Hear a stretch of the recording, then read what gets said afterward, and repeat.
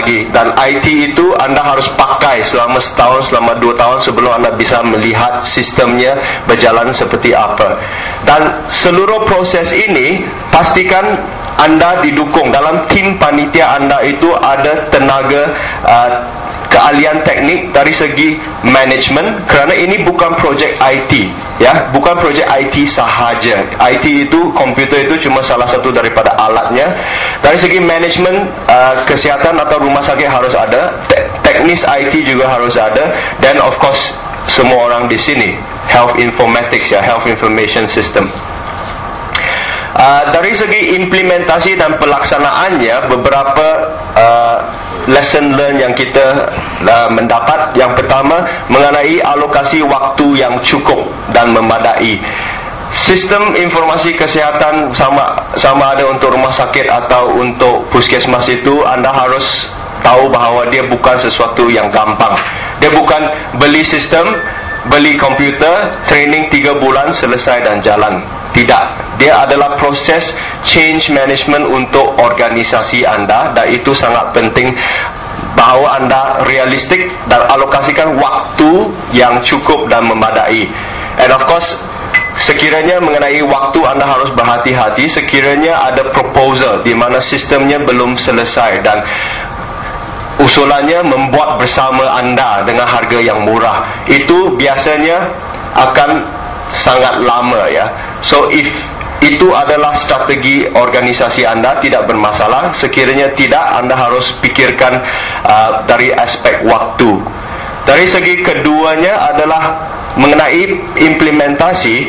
Rencanakan pendampingan terus. Itulah yang menjadi kunci kepada sukses implementasi. Pendampingan terus itu artinya apa? Setelah training, anda harus ada orang, sama ada dari tim IT atau segalanya, untuk turun ke lapangan setiap hari, setiap minggu, untuk tanya kepada user, anda pakai atau tidak hari ini. Kalau tidak, apa masalahnya. Itu is like hand holding, ya. Kalau anda tidak membuat itu setelah training, ya, training yang cukup bagus, dia akan pulang ke tempat kerja dan nothing will happen. Itulah yang bahaya yang terjadi. And of course, sama dengan poin yang pertama, penghitungan pembelian, pengadaan budget anda itu harus realistik, dan pastikan ada budget untuk implementasi yang ini, pendampingan terus ini, ya. Dari segi mitra, iaitu kalau anda universitas, mitra anda adalah institusi kesihatan seperti kita. Mitra kita adalah institusi kesihatan. Kalau anda institusi kesihatan, dan mitra ini adalah anda. Pertama is of course commitment, dan to make sure that ini bukan projek atau inisiatif dari konsultan atau daripada donor, bahawa ini adalah projek daripada institusi kesihatan itu sendiri. Kerana itu penting, mereka harus mengoperationalize, ya, membuat pengoperasian dan pemeliharaan. Itu sangat penting. Dana yang pertama itu bisa saja daripada donor, tetapi setiap tahun untuk teknologi refresh, untuk operasional, untuk maintenance, itu harus datang daripada APBD anda atau APBN. Dan paling penting adalah mengenai perubahan di dalam struktur organisasi dan organisasinya sendiri. SIM ini adalah mengenai change management, procedure, merubah cara kerja organisasi anda. Dia bukan IT, dia bukan pakai internet, bukan pakai printer, tetapi merubah cara anda membuat registrasi pasien, membuat bill. So, change management itu tidak bisa terjadi tanpa komitmen daripada bos-bos di rumah sakit atau dinas puskesmas untuk menekan para staf. Anda harus buat cara kerja yang baru. Jangan komputernya di off, bukunya terus dipakai. Itu tanpa bos, nothing can happen, ya. Dan persepsi, ya. Persepsi adalah seperti yang saya bilang, HMIS atau SIM ini bukan alat, adalah sebagai tool, ya, dan bukan sebagai suatu cara kerja. Dia adalah satu tool untuk membantu anda merubah cara kerja anda. So at the end of the day, it's just a tool, IT. Dan kita melihat dari pengalaman kita itu, banyak mitra yang sangat kagum dengan kemajuan teknologi. Ya, saya mau SIM, bagus. Tetapi bila sudah masuk, mereka mula reject kerana mula transparan. they didn't know what they want. Itu sesuatu yang, dan ini akan mengakibatkan sabotage and things like that pada waktu implementasi. And kunci sukses, motivasi dan dukungan pengelola, perubahan dalam proses kerja, pengawasan staf dalam pemanfaatan sistem. Semua ini kembali kepada poin saya tadi mengenai pentingnya management. Bahagian IT itu akan menjadi the life of implementasi anda. Pastikan tim IT-nya cukup kuat dan cukup aktif. Jangan 2-3 orang untuk mengimplementasi dalam satu rumah sakit yang ada 800 tempat tidur contohnya. So timnya harus ada, dan untuk pemeliharaan di depan mereka harus melibatkan diri dari starting point, ya, supaya transfer knowledge itu bisa terjadi. Dan mereka harus menjadi ahli dalam proses kerja, bukan ahli printer, bukan ahli network sahaja, tetapi proses kerja dari segi farmasi, cara jalannya gimana, segala macam. Daripada perspektif pengguna, saya rasa kita harus mengakhirkan sistem paralel dengan sangat cepat, kerana banyak waktu transisi itu terlalu panjang, sehingga user, perawat atau user di lapangan itu mereka menjadi jemu, ya, atau bot memakai dua sistem kerja dua kali.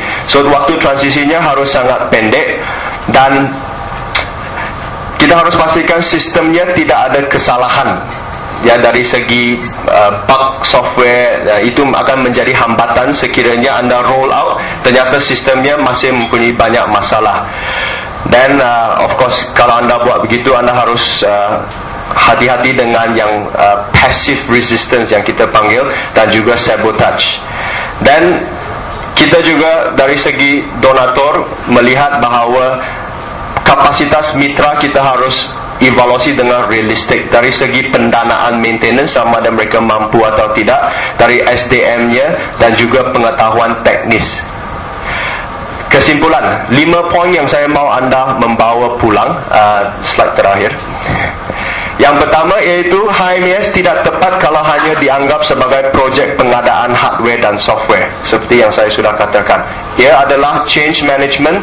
Implementation itu akan merubah cara kerja anda. So bukan beli komputer, beli internet, training, selesai.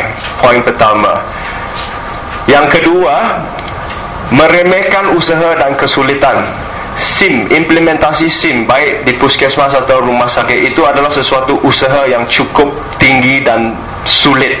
So anda harus realistik sebelum anda masukkan ke dalam APBD anda, saya mau projek SIM tahun ini. Saya lihat banyak yang masukkan, ya, 100 juta, try, ya, beli beberapa komputer, then after that nothing happens. SIM tidak jalan, SIM gagal, dan akhirnya tidak mau pakai SIM lagi. So kesulitan dan usahanya harus dilihat secara sangat realistis, ya. Dan dari segi kita, poin yang sangat penting adalah mitra anda, institusi kesihatan. Jangan menahan mitra dalam proses manual hanya kerana kita mengabaikan kemampuan mereka menggunakan HMES. Poinnya adalah kita lihat mitranya, mereka sistem MR manual pun belum jalan, apa mau main komputer lagi. So itu tidak bisa dilihat seperti itu, kerana SIM sebenarnya adalah pemicu kepada perubahan atau perbaikan proses kerja. So itu yang kita pelajar.